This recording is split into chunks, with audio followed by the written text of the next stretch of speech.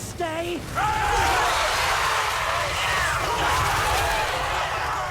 Hi everyone, and welcome back to the Art of Save Scumming. Today we are talking about Slaanesh, and the question is, how are the seducers of Slaanesh feeling post Omens of Destruction?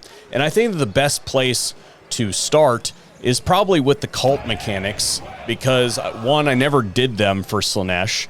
I never went back and did them, and they were so integral to how the seducers of Slaanesh played that I think that gauging the effectiveness of the faction is kind of tied to this mechanic. So if you remember before, you had ways to proliferate cults. You have this button every 10 turns. You can push this button and gives you 3 random cults across the campaign map, different settlements.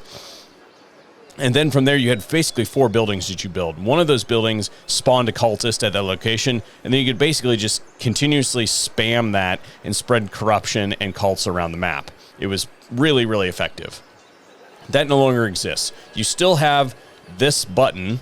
It still does the 3 random cults, but all of this has been reworked. So if we look at this standard cult here, we have a standard cult and a cult started with a cult Magus Chambers in them. So we'll start here.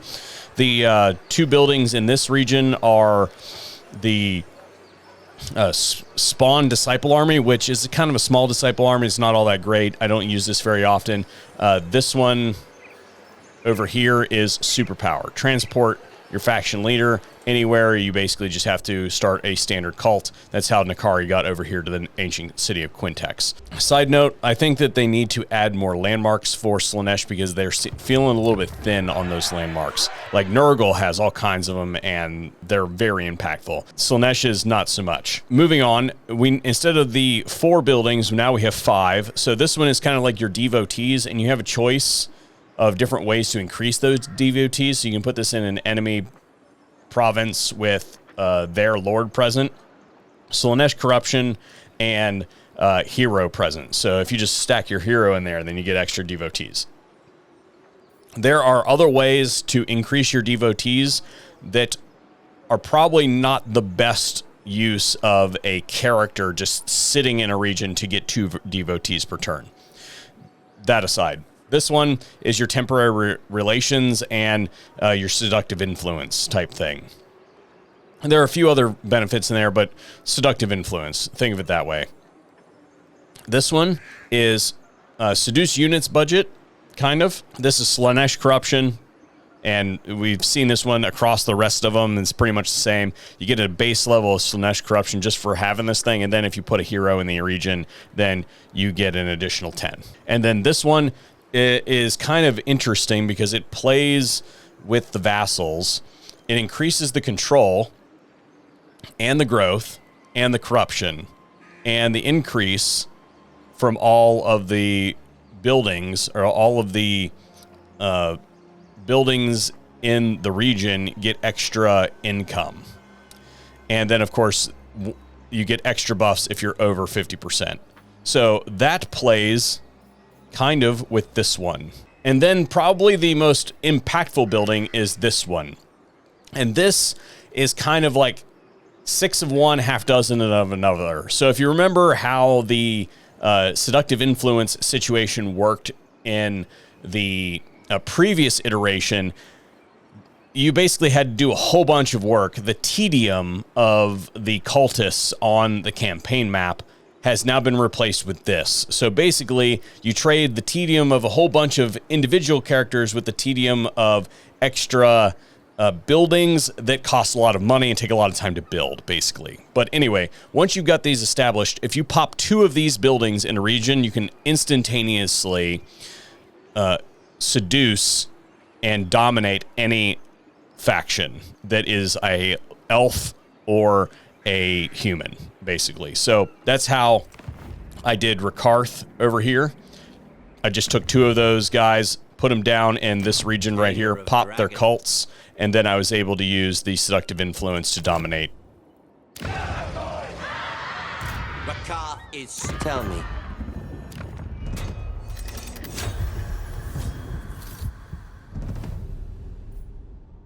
It doesn't make it really, in my guesstimation any faster unless you've got a region that you're just like farming those cult magi. So if you have some secure regions and you're just pumping out those cult maguses, it should be magi, yeah, cult magi, then you could throw them over and maybe do 2 of them right here in like this region and be able to instantly do that faction, provided that you have the devotees, right? So it's kind of limited on the number of devotees, but there are ways to get lots and lots of devotees. As far as gaining the devotees, I haven't had any problems gaining enough devotees to do anything in a relative short order. As far as the rest of the faction is concerned, I would say that while I am a huge fan of Slaanesh, it just seems to me, compared to the other lords for the other factions, that these guys definitely need something done to them. They feel a little bit behind. They feel a little bit sluggish on the campaign map, which doesn't really make any sense considering that they can literally like walk up to a settlement that's outside of their movement range, summon a disciple army, and take that settlement. That's what I did. I literally captured, sacked City of Quintex, and then walked partial the way down here, summoned this disciple army that is then going to easily take this settlement here, and probably be able to defend.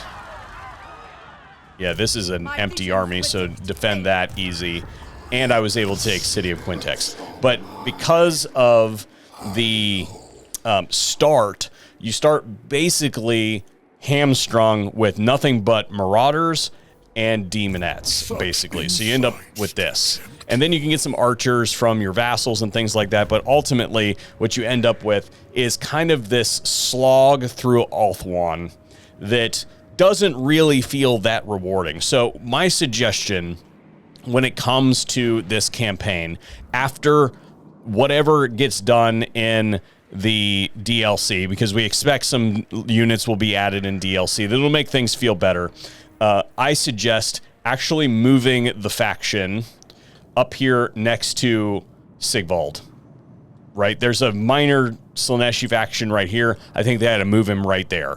Move Nakari there, and then basically make him invade Ulthuan instead of starting on Ulthuan, because it just feels painful to do this.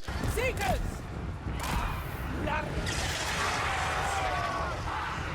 The debauched ones! And I suppose what I would say that is, if you really want a Slaanesh experience, then I'm not so sure that Nakari really adds anything that you can't get from playing an Azazel campaign. I think that Azazel has a better start location. I think that the Warriors of Chaos have better game mechanics than the Slaanesh factions currently. And really, if you look at this, what do the Slaaneshi faction, what does the Slaaneshi faction, the actual god faction, get? They get unholy manifestations, they get cultists, and they get Alorises. And that's it. I mean, I guess you could say that they can run full armies of demons, but we're not running full armies of demons, right? This is Nakari's army right now. How many demons? 1, 2, 3, 4 demons, 5, 6, 7 demons, right? And some of those are heroes. Versus my next army, 2 demons. We call it 3 demons in there. Not as impactful as really, I think it could be compared to what Azazel is currently offering. So as far as trading up the cultist mechanic and the cults mechanic for the utility of the Warriors of Chaos, I think is really an easy decision for me. And my next campaign is going to be an Azazel campaign.